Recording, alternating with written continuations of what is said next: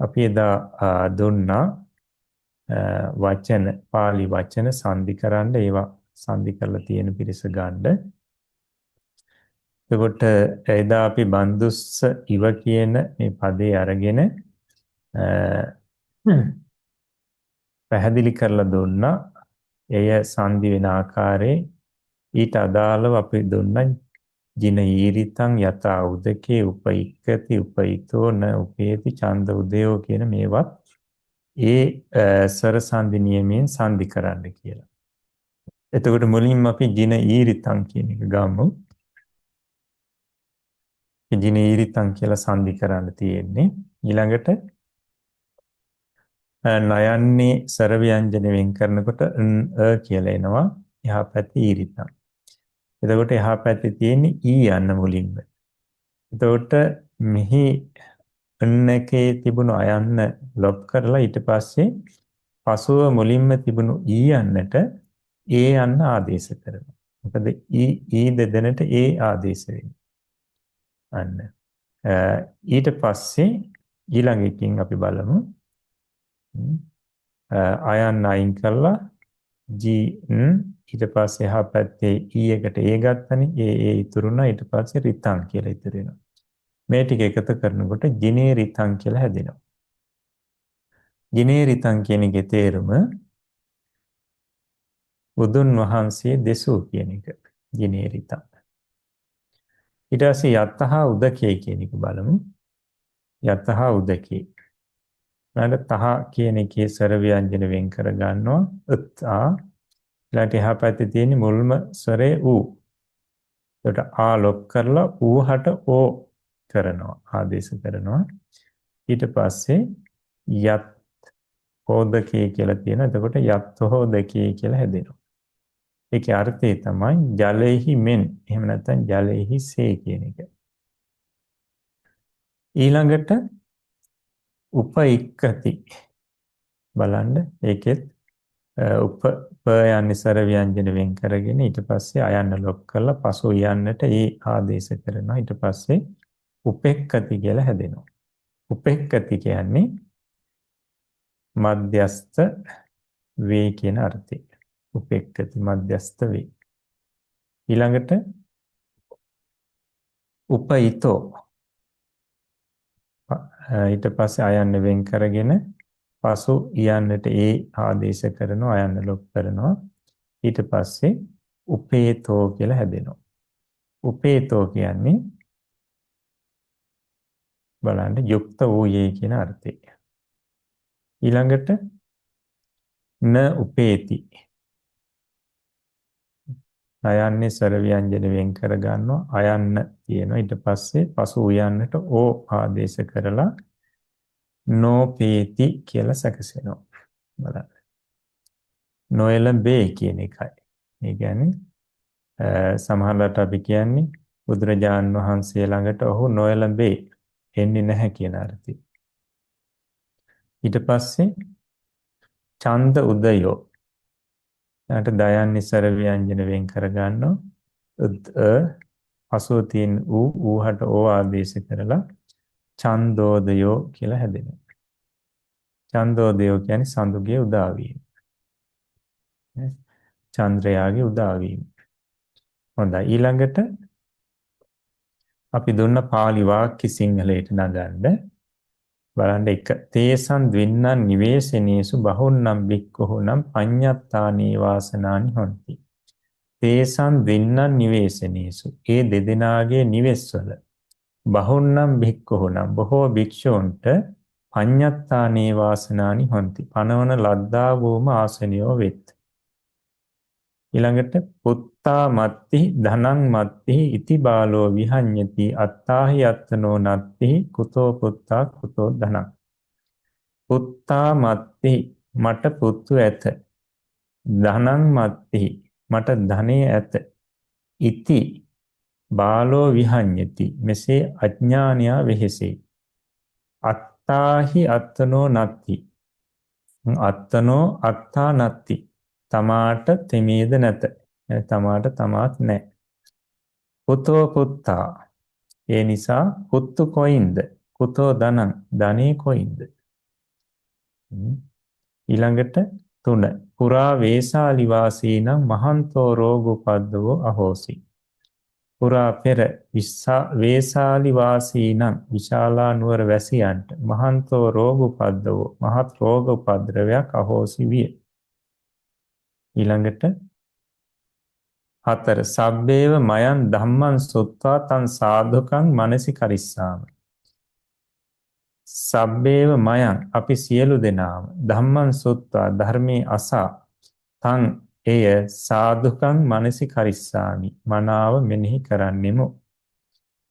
5 සබ්බම්පිදං අම්හාකං දේහ නිස්සිතං විනස්සති. අම්හාකං අපගේ දේහ නිස්සිතං සබ්බං පි ඉදං ශරීරයේ ආශ්‍රිත මේ සියල්ලම විනස්සති විනාශ වන්නේය. 6 නොහේතම් බහන්තේති භික්ඛු භගවතෝ වදින්සෝ. බහන්තේ ස්වාමීනි නොහේතං ඉති මේ නොවේයයි භික්ඛු භික්ෂූහු භගවතෝ වදින්සු භාග්‍යතුන් වහන්සේට කීහ. 7 දාසේනාහටානි දාරෝනි ගහෙත්වා දාසී යාගුම් පචි. දාසේනාහටානි දාරෝනි ගහෙත්වා දාසයා විසින් ගෙනෙන ලද දරගෙන දාසී දාසිය යාගුම් පචි කැඳ පිසීය. 8 යදාහන් නගර මගමාසින් තදේකෝ පුරිසෝ මම චත්තං ගන්හි. යදාහන් යම් කලෙක මම නගර මගමාසින් නගරයට ගියෙම්ද තදේකෝ පුරිසෝ එකල්හි එක් පුරුෂයෙක් මම චත්තං ගන්හි මාගේ කුඩේ ගත්තේය. 9 දාරකා පුප්පහනෝචිනිතුං වනංගන්ත්වා සේතානිපි නීලානිපි පුප්පහනාහරින්සෝ. දාරකා දරුවෝ පුප්පහනෝචිනිතුං බන් ලෙලන්නට වනංගන්ත්වා වනයට ගොස් සේතානිපි සුදුද නීලානිපි නිල්ද පුප්පහනාහරින්සු මල් ගෙනාහ. ඊළඟට 10 තේනාහුසෝ ගන්හත මේ පත්ත චීවරන්ති තෙහෙරෝ ආහ. ආවුසෝ නැත්නම් තේනාවුසෝ ඇවත්නි එසේනම් මේ මාගේ පත්ත චීවරං ගන්හත ඉති. පාත්‍රය හා සිවුර ගනිව් යයි තෙහෙරෝ තෙරුන් වහන්සේ ආහ කීවේය. පාත්‍ර සිවුර ගනු මැනව කියලා කියන්නත් පුළුවන්. පාත්‍රය හා සිවුර ගනු මැනව. ඊළඟට තෙහෙරෝ නාසාය තේලං ආසින්චන්තෝ නිසින්නකෝ ආසින්චිත්වා අන්තෝ ගාමං පාවිසි. තෙහෙරෝ තෙරුන් වහන්සේ නාසාය තේලං ආසින්චන්තෝ නාසයට තෙල් වත් කරනුයේ. නිසින්නකෝ වාසින්චිත්වා හිඳමින්ම වත්කොට අන්තෝ ගාමං පාවිසි ගම ඇතුළට පිවිසියේය. මෙතන වත් කරනවා කියලා කියන්නේ දානවා කියන එක. නාසයට තෙල් දමලා ඒ තෙල් දානකොට ඉඳගෙනම තමයි තෙල් දැම්මේ. දාලා ගම ඇතුළට ගියා කියන්නේ. ගමට ගියා. ඊළඟට 12 අනාථ පින්ඩිකෝපි විසාකහාපි මහ උපාසිකා නිබද්දං දිවසස්ස ද්වේවාරේ තතහාගතස් සුපට්ඨහනං ගච්ඡanti. අනාථ පින්ඩිකෝපි අනේ පිරි සිටුතෙමේද විසාකහාපි මහ උපාසිකා විශාකා මහ උපාසිකාවද නිබද්දං නිරතුරුවම දිවසස්ස දේවාරේ දවසට දෙවරක් තතහාගතස් සුපට්ඨහනං ගච්ඡanti තතහාගතයන් වහන්සේට උපස්ථානයට යත්. එතකොට අනාථ පින්ඩිකෝපි විසාකාපි මහ උපාසිකයික අපිට ගන්න පුළුවන් අනේ පිඩි සිටුතුමාත් විසාකා මහ උපාසිකාවත් කියලා අර්ථ ගන්නත් පුළුවන්. ඒකට නිබද්දං කියනකොට නිරතුරුව නිබදව දිවසස්ස දේවාරේ දවසට දෙවරක් තතහාගතස් උපට්ඨානං ගච්ඡanti තතහාගතයන් වහන්සේට උපස්ථානයට යත්. ඊළඟට 13 උග්ගන්හිතු කාමා දාරකා පාතෝව උට්ඨහය කිංචි භුංජිත්වා සත්ත සාලං ගච්ඡanti. උග්ගන්හිතු කාමා දාරකා ඉගෙන ගනු කැමැති දරුවෝ පාතෝව උට්ටහය උදෑසනම නැගිට කිංචි බුංජිත්වා කිසිවක් අනුභව කොට සත්ත සාලං ගච්ඡanti පාසලට යත් 14 කුම්භ ഘോഷකෝ කාලස්සේව උට්ටහය රාජගහ නගරේ කම්මකාරකේ අබෝධේසි කුම්භ ഘോഷකෝ කුම්භ ഘോഷක තෙමේ කාලස්සේව කල්තියාම උට්ටහය නැගිට රාජගහ නගරේ රජගහ නගරේහි කම්මකාරකේ කම්කරුවන් පබෝධේසි නින්දෙන් නැගිටු විය 15 මහා මහින්දත් තෙහෙරෝ අඤ්ඤේහි චතෝහි පබ්බජිතේහි සද්දෙන් ලංකාදීප මාගන්त्वा ජිනේරිතං ධම්මං ලංකිකානං දේශේසි මහා මහින්දත් තෙහෙරෝ මහා මහින්ද තෙහෙරෝ මහා මහින්ද තෙරුන් වහන්සේ අඤ්ඤේහි චතෝහි පබ්බජිතේහි සද්දෙන් අනෙක් පැවිද්දන් 4 දෙනෙකු සමග ඒ කියන්නේ තවත් පැවිද්දන් 4 දෙනෙකු සමග කියන එක. ලංකාදීප මාගන්त्वा ලක්දිවට පැමිණ ජිනේරිතං ධම්මං බුදුන් වහන්සේ දෙසූ ධර්මය ලංකිකානං දේශේසි ලක්වැසියන්ට දේශනා කළේය. හොඳයි මෙහෙම ලියලා තියෙනවා නම් හරි දාගන්න නැත්නම් සකස් කරගන්න ඕනි. ඊට පස්සේ අපි අද දෙනවා තවත් සංදියක් සර සංදියේම සංදියක්. සරසන්දි කියන්නේ ලංව සිටි ස්වර දෙකෙන් එකක් මැකීමෙන් හෝ ආදේශ කිරීම ආදීකින් හෝ ගැළපීම තමයි සරසන්දි කියලා කියන්නේ. ඒකට අද සංදි නියමයක් තවත් දෙනවා අපි. මේ සංදි නියමය තමයි පූර්ව ස්වරයේ ලොක් කළ විට ඇතැම් තැනක පරස්වරයට දීර්ඝ වේ. එකෙන් අදහස් කරන්නේ ස්වර දෙකක් එක ළඟ තියෙනකොට පූර්ව ස්වරයේ ලොක් කරනවා. ඊට පස්සේ පසුව තියෙන ස්වරේ දීර්ඝ කරනවා. එතකොට දැන් පසුව තියෙන අයන්නක් නම් එය ආයන්නක් බවට පත් කරනවා. එතකොට පසුව තියෙන යන්නක් නම් එය ඊයන්නක් බවට පත් කරනවා. පසුව තියෙන උයන්නක් නම් එය ඌයන්නක් බවට පත් කරනවා.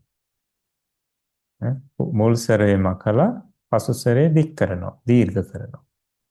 උදාහරණයක් අපි බලමු. බුද්ධ අනුස්සති කියන එක. බුද්ධ අනුස්සති. එතකොට ඊළඟට බුද්ධ අනුස්සති කියන්නේ බුදුන් වහන්සේගේ ගුණ සිහි කිරීම කියන එක.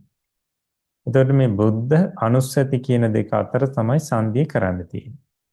එතකොට දයන්නේ අයන්න ස්වර ව්‍යංජන වෙන් කරනකොට වෙනවා. ඊට පස්සේ පසු පදයේ තියෙන මුල් අයන්න. මුලින්ම තියෙන අයන්නක්. ඊට පස්සේ මුල් ස්වරේ ලොක් කරනවා ආයන්න ලොක් කරනවා. ඒක නියමයේ තියෙන පූර්ව ස්වරේ ලොක් කළ විට කියලානේ පූර්ව ස්වරේ ලොක් කරනවා. ඊට පස්සේ පසුව තිබුණේ අයන්නනේ පසු ස්වරේ අන්නේ දීර්ඝ කරනවා. ඒ ආයන්නක් බවට පත් කරනවා. ඊට පස්සේ අපි අර ආල් දයන්නත් ඊට පස්සේ ආයන්නත් පසු ඉතුරුන ආයන්නත් එකතු කරනවා. එකතු කරනකොට බුද්ධානුස්සති කියලා හැදෙනවා. බුද්ධානුස්සති ඒකේ තේරුම තමයි බුදුන් වහන්සේගේ ගුණ සිහි කිරීම. බුදුන් වහන්සේගේ ගුණ සිහි කිරීම. හොඳයි එතකොට මෙන්න මේ ස්වර සංදි නියමයට අනුව සංදි කරන්න අපි තව පද ටිකක් දෙනවා. පහත දී ඇති වචන ඉහත දැක්වූ ස්වර නියමයෙන් ස්වර සංදි නියමයෙන් සංදි කොට දක්වන්නේ. తත්‍ර අයං තදා අහං යානි ඉද ගච්ඡාමි ඉති කිකී ඉව බහ උපකාර මදු උදකං සු උපධාරිතං යෝපි අයං ඉදානි අහං සචේ අයං තතහ උපමං අපස්සුතෝ අයං යදා අහං. එතකොට මෙන්න මේ ටිකත් සංදි කරලා දක්වන්න. අපි ඊළඟ දවසේ බලමු. හොඳයි. එහෙමනම් අපි පාලි පාඩමත් මෙතකින් අවසන් කරනවා.